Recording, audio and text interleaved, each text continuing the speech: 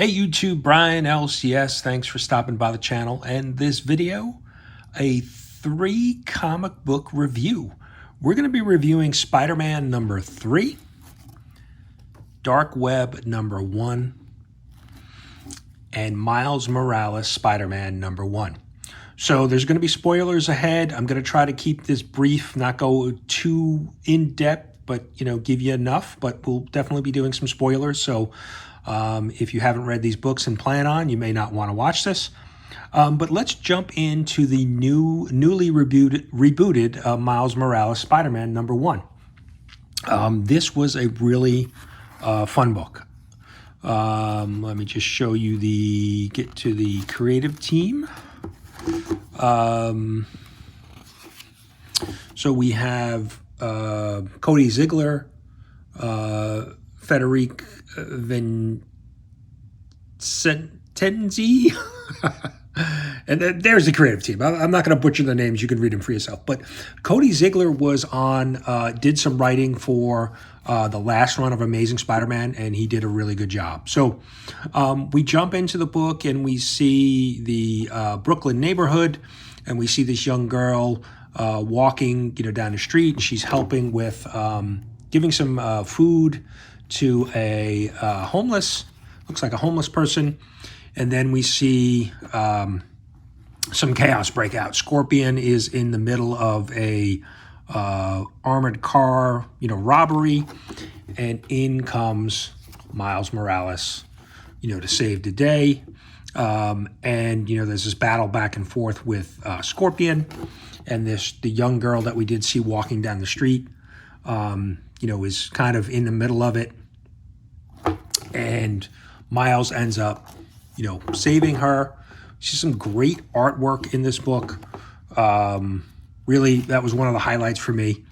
And now we see once Miles has defeated Scorpion, kind of got him all webbed up, in walks, this police unit, and they're talking to Miles about, the Powers Act. And I think this ties into the Devil's Reign when Wilson Fisk, Kingpin, was mayor. I thought that was kind of resolved, but, the Kingpin was kind of clamping down on superpowered heroes and arresting them. So I'm not really sure what is happening with the NYPD here, or the power, group here who's dealing with superheroes. I thought that was kind of squashed with Cage, Luke Cage becoming the mayor, and Thunderbolts kind of in power within New York. But so I don't know what the timeline is on this book, but figured I'd mention that.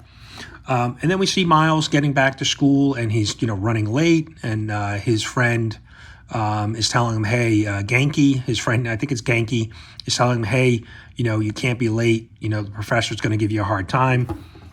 And then we see Miles getting to class, and the professor kind of giving him, some grief about him being late, and that, that he needs to, be respectful and, not take advantage of his privilege.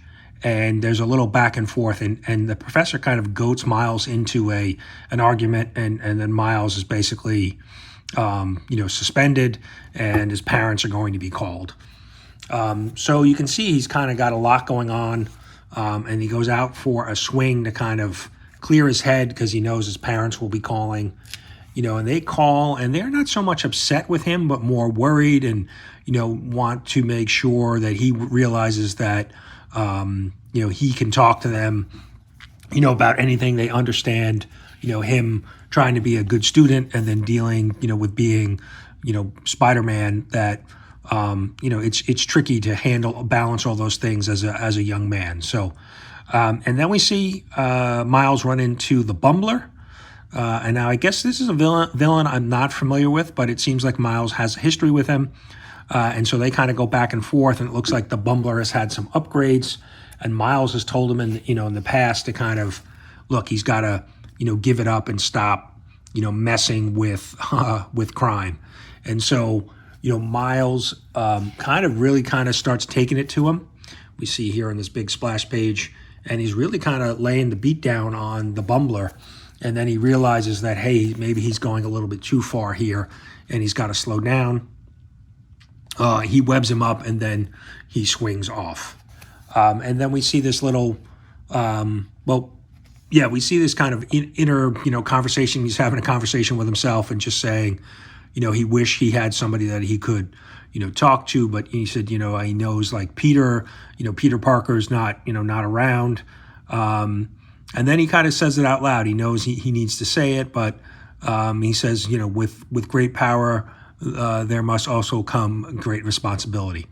And so he kind of, says it out loud, and he knows that's a good reminder for himself. And he swings off. And then we cut back to the young lady we saw earlier in the story who was, helping with the homeless woman, and who Miles, stepped in and helped save when dealing with the Scorpion. Her name is Raneem. Raneem is her name. And then we find out that she has been watching Miles Morales, and she is up to something. She's got a plan. She knows who he is, his secret identity, and so that's where we kind of leave it. So overall, this was a great book. Really high quality paper, from Marvel. Great artwork, and I think a solid story.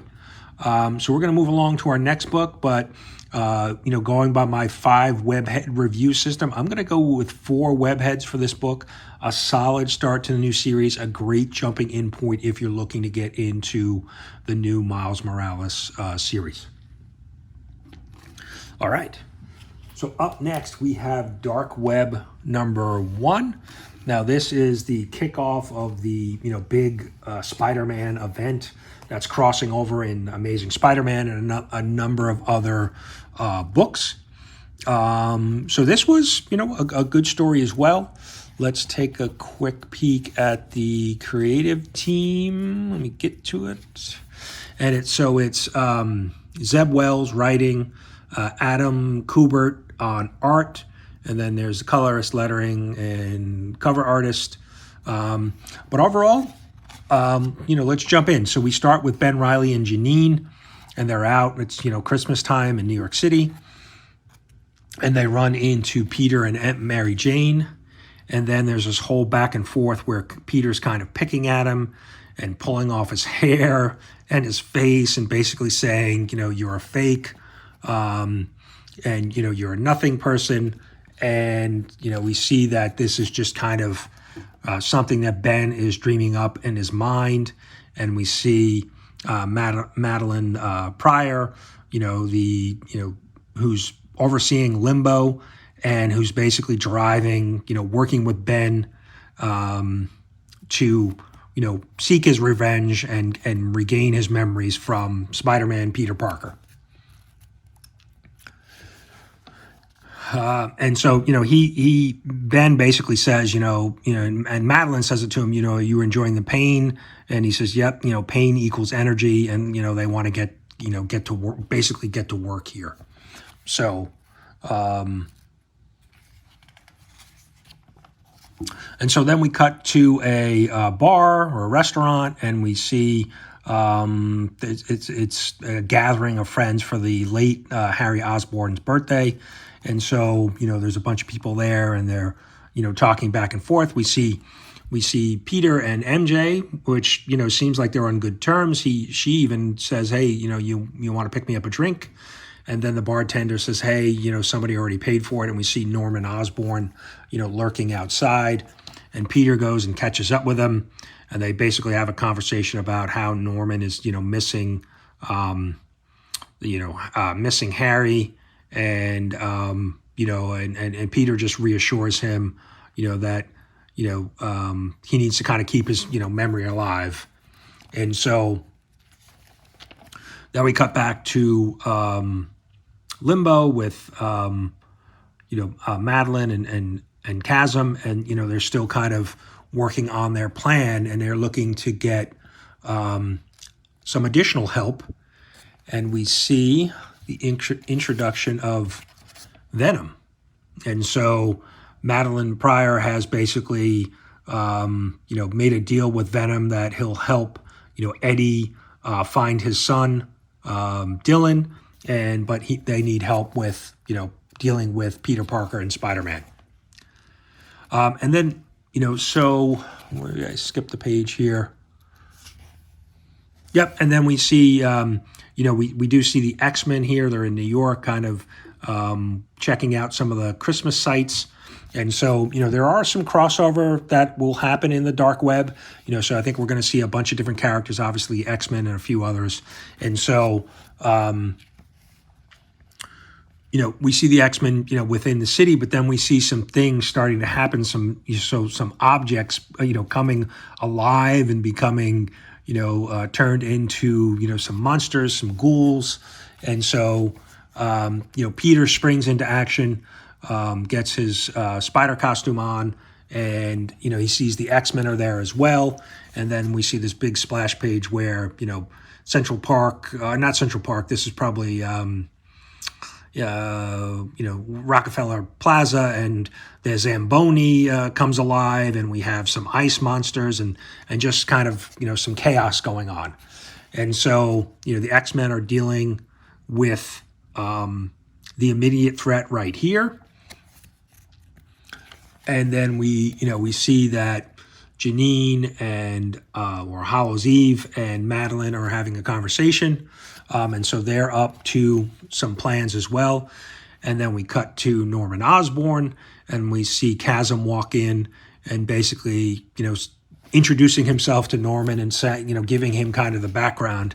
And then, Norman kind of senses that he's in danger, and he goes for the Gold Goblin costume and armor to try to, help himself out in this situation. But we see Chasm really lay a beat down on Norman, and he basically mentions that he remembers all of the bad things, some of the memories that he still has, remembers all the bad things that Norman did. And then we see now a change in Venom, and Venom is ready to go eat some Spider-Man's brains. And so we're kind of back to the early introduction of Venom, when he was kind of this mindless, creature.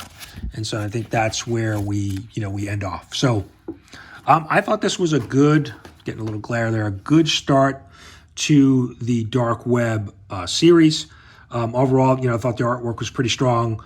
And we can kind of see, it's the start of the plan, with these, with this storyline. So thinking about my 5 webhead, review system, I'll go with a solid 3. I think this is a good start, and it's laying the groundwork for, the rest of the story.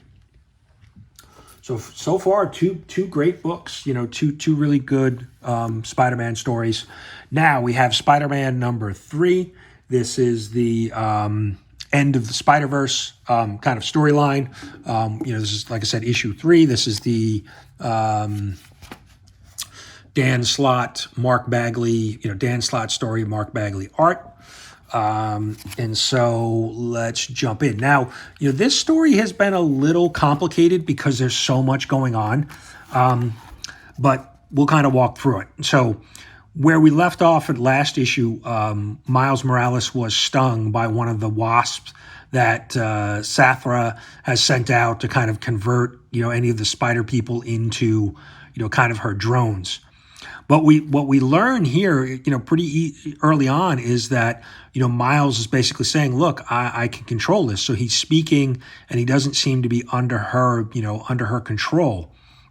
But a bunch of the other spider, people jump in, and then Miles, uses his little electric blast there to kind of tell him to back off. And, he explains what's going on. He's like, look, I may be turned, I maybe look like one of her drones, but I'm in control. And so, we find out that, because he's from 2 different universes within the multiverse, that he can kind of live in this dual world where he's transformed, but he's not under her control.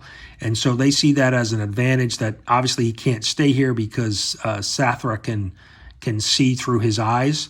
But he is going to go infiltrate Loom World and try to, give them some advantage. So then we see, Jessica Drew, Peter mentioned Jessica Drew, that they still, she's been unraveled from the web of life in issue number 1. And so they want to see if there's any way that they can try to save her.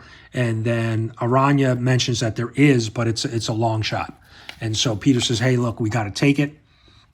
And so, he sets off with Aranya and Felicia to go try to see if they can put that plan in motion and figure out a way to save Jessica Drew.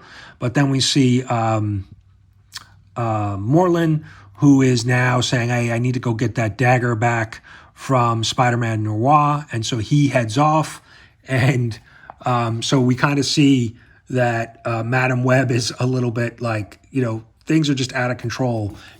Teams are breaking off and doing kind of, whatever they want. And so she sends a team of some of the spider folks after Moreland to try to slow him down and, assist him.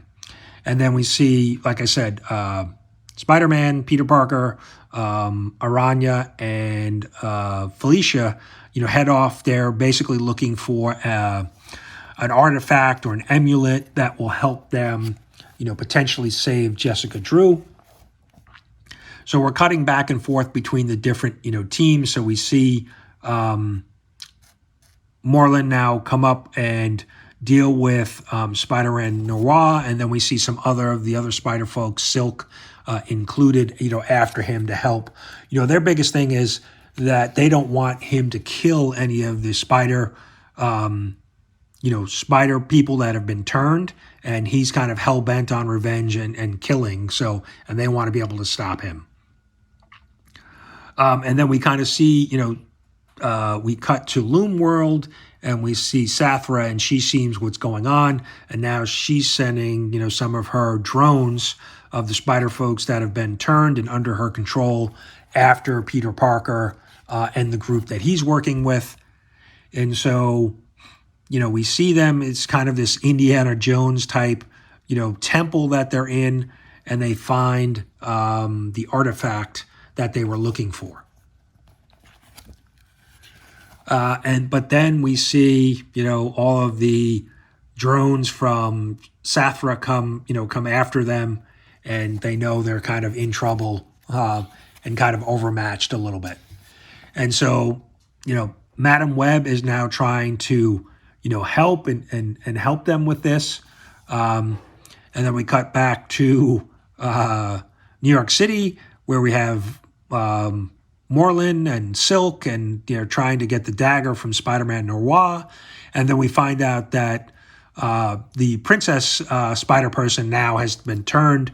She has been bitten and turned into one of Sathia's, drones, if you would. And then we notice, this battle continues, and then we finally see that Moreland has not found the blade, the dagger. It's missing, and Spider-Man Noir no longer has it in his possession. And then we cut back to the battle with Peter Parker and Aranya and all of the, drones that are after them. And we find out that the dagger is with, Spider-Gwen, and she stabs Peter Parker, and he becomes unraveled from the web of life. And that's where we leave off. And here's the preview for next issue. So definitely a interesting issue, a lot going on. It's one of the things I thought when I first read it, that there was a lot going on. It's a little complicated because, you may not be familiar with all of these different spider characters. But I do find it interesting. I think some of these spider characters are very interesting. The Felicia Hardy, spider character from a different universe, pretty interesting. But I think what we're going to see is, they were certainly on a mission to try to save Jessica Drew and figure out how they can, restore her to the web of life. And now that Peter Parker, the chosen one that he's been called within this series, was stabbed as well and unraveled, that there certainly has to be a way that they can save him, and I'm assuming at some point save Jessica Drew. So definitely a big cliffhanger. But again, overall, a pretty solid story. Like I said, interesting to see all of these different characters. Like I said, the one downside of it, or drawback, I think it could be that it is a little bit of a complicated, convoluted story. So there's a lot going on, a little bit sometimes hard to follow in certain points. But, overall, I thought it was a solid story. And I'm going to go with a three web heads, out of 5 for this book. So that's it, guys. We are at about 20 minutes, but, trying to keep it, wanted to catch up on the review of these 3 books. Hope you enjoyed it. Let me know what you think down below. If you're reading this, what did you think? I really think that, Miles Morales was the solid book of the lot, but the best of the 3. But overall, all 3 were very enjoyable reads, and looking forward to see how things progress in the dark web, and certainly with Miles Morales, as we now have an introduction of potentially a new villain. So that's it, guys. Hope you enjoyed it. Let me know what you think down in the comments, and we'll see you soon.